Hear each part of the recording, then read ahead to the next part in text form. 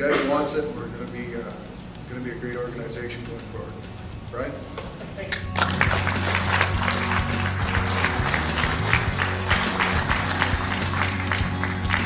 The big thing I think really that attracted me to this opportunity was the fact that this organization does so much for the community and gives back. What I do, I get to have fun in doing what I do and bring fun to everyone here. I'm not out digging ditches. You know, with all due respect to any CPAs we have here, I'm not keeping ledgers.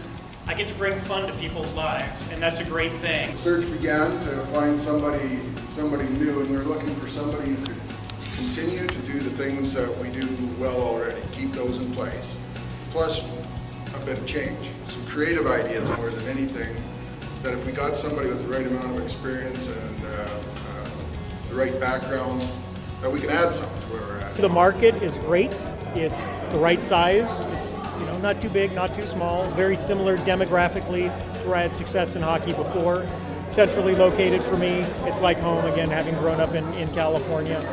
And the fan base here is spectacular. I see a guy who has a tremendous amount of enthusiasm, somebody who's very excited about coming to Stockton, getting involved in the community, a lot of experience. I'm a firm believer as a local small business owner that, the bankroll comes from your fans, and so getting more fans in the seats is always a great interest. The fact that Brian called me before I even left the Thunder and told me he wanted my job, I thought was not only gutsy, but it shows the kind of assertiveness he'll have as a team president here, and I think he's going to do a great job. I had the opportunity to give him a tour of the facility a couple of days after I had left the organization, and we hit it off quite well, and there's no doubt in my mind he's going to do good things for the Thunder. He did the research, he got prepared, he was doing this all on his own.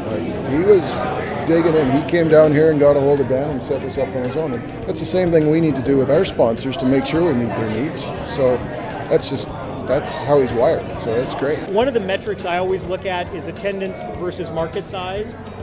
Because I used to be a big fan of boxing. You look at pound for pound, who's doing what they need to do. It's not just raw attendance numbers, it's what your raw attendance numbers are compared to your market size. His best attribute is going to be in marketing. I think he's going to be able to really take it to the next level because he was with the Portland Trail Blazers and also his knowledge of hockey through the Tri-City Americans. I think it's going to really help in the marketing to businesses, to people, to get more businesses involved in sponsorships. And I think that's what he's going to carry to the table on this position that he's taken over. For me, it's about sustained growth. So, 3 to 5% increase in attendance I think would be great. And if you look at that as the team progresses, that's sustainable growth. I think there's a lot of untapped sponsorship opportunities out there. So one of his main focuses is really going to be to go out and meet those type of people and see what we can do to help them out. A week and a half ago when I walked out of this building for the last time as an employee here, it was one of the toughest days of my life. But I'm also excited for Brad and for Brian and for the entire front office staff that this will be a new beginning with a guy who I know is going to do a great job. Yeah, I feel really confident, and the fact that he's had to do it before too in different places.